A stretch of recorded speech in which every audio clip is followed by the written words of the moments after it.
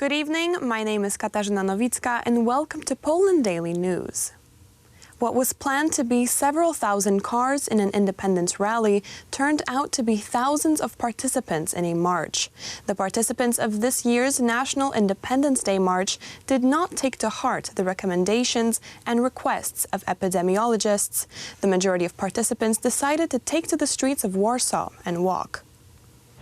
Our civilization, our principles. This is the slogan of this year's Independence March, which due to the epidemic was planned to take place in a different form than in different years. However, many participants preferred to walk.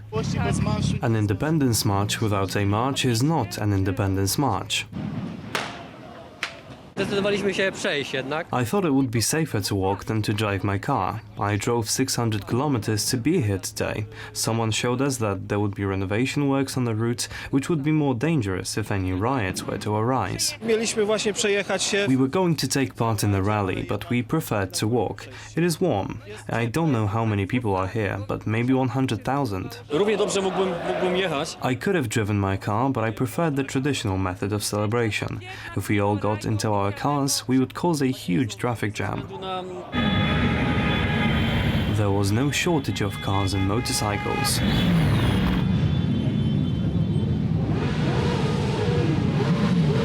Many participants came to Warsaw to participate in the march. Skąd pan przyjechał? Witam z Torunia. I came from Toruń. I think this form of the march is very good, especially in the face of the pandemic. You have to be a responsible patriot. To jest bardzo dobre wyjście z sytuacji. I think this is a good way out of the situation. I'm glad we can participate today. A drudzy nie, drudzy też. According to the Warsaw Police, there have been several incidents, including an attack by hooligans on offices in the city centre, as well as an attempt to burn the doors of the Warsaw City Hall. No stands, no audience, no speeches. This year's celebration of Independence Day was limited to an absolute minimum due to the epidemiological situation. Representatives of state authorities limited their celebrations to laying wreaths at memorial sites. The President of Poland made an address to the nation. 102 lata temu spełniło się wielkie pragnienie pokoleń Polaków. 102 years ago, the great desire of generations of Poles came true. The Polish state returned to the world map as Poland regained its independence. A dream came true, for which many of our compatriots paid the highest price, the price of their lives. Let us remember them on this special day. Today, November 11th, as every year we celebrate this national holiday, but it is an extremely difficult time for all of us. There are no traditional celebrations so inseparable from Independence Day. On this day, I would like to thank especially all those who decide to spend this difficult time following the sanitary recommendations, not exposing themselves and their loved ones to the virus. Today, this is an expression of patriotism, a testimony of what a truly responsible civic attitude means. Thank you for this with all my heart. I would like to thank the doctors, nurses, medical rescuers, diagnosticians and the whole staff of the Polish Health Service. I thank the soldiers and policemen, all officers of the uniformed services. Your professionalism and dedication deserve the greatest respect. You are our heroes. Jesteście Państwo naszymi bohaterami. There is an ongoing dispute over what it means to be a patriot in Poland today. For many, this has different meanings. Our reporter Wiktoria Kolodi asked the inhabitants of the capital about this today. For me, patriotism is belonging to my nation, to my tradition. Nowadays, we have to take care of what we have.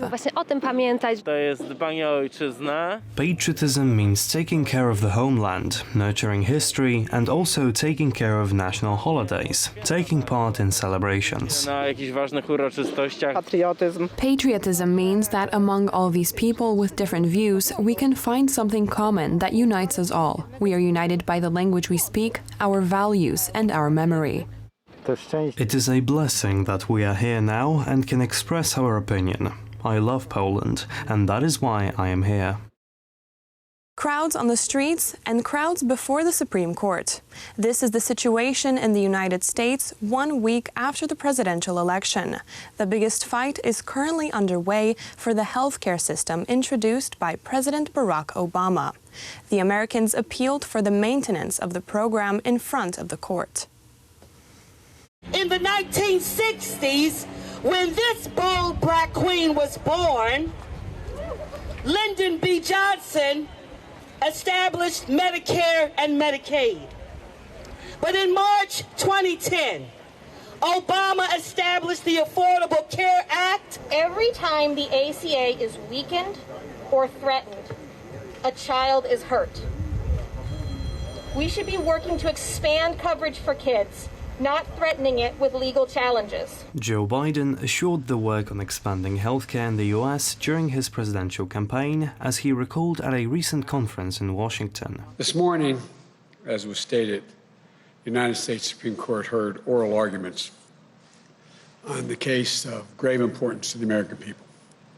This case represents the latest attempt by the far-right ideologues to do what they've been repeatedly failed to do for a long time. In the courts, in the Congress, in the court of public opinion, over the last decade, to eliminate the entirety of the Affordable Care Act. In the middle of the nation's worst pandemic, let's be absolutely clear about what's at stake.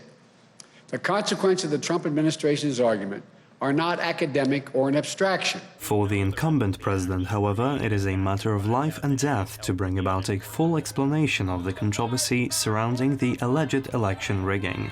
Donald Trump and his staff demand a recount. The Supreme Court has already received accusations of numerous abuses. We will win. We're ready. The world is watching what's taking place here. We're going to count all the votes. When the process is complete, there'll be electors selected.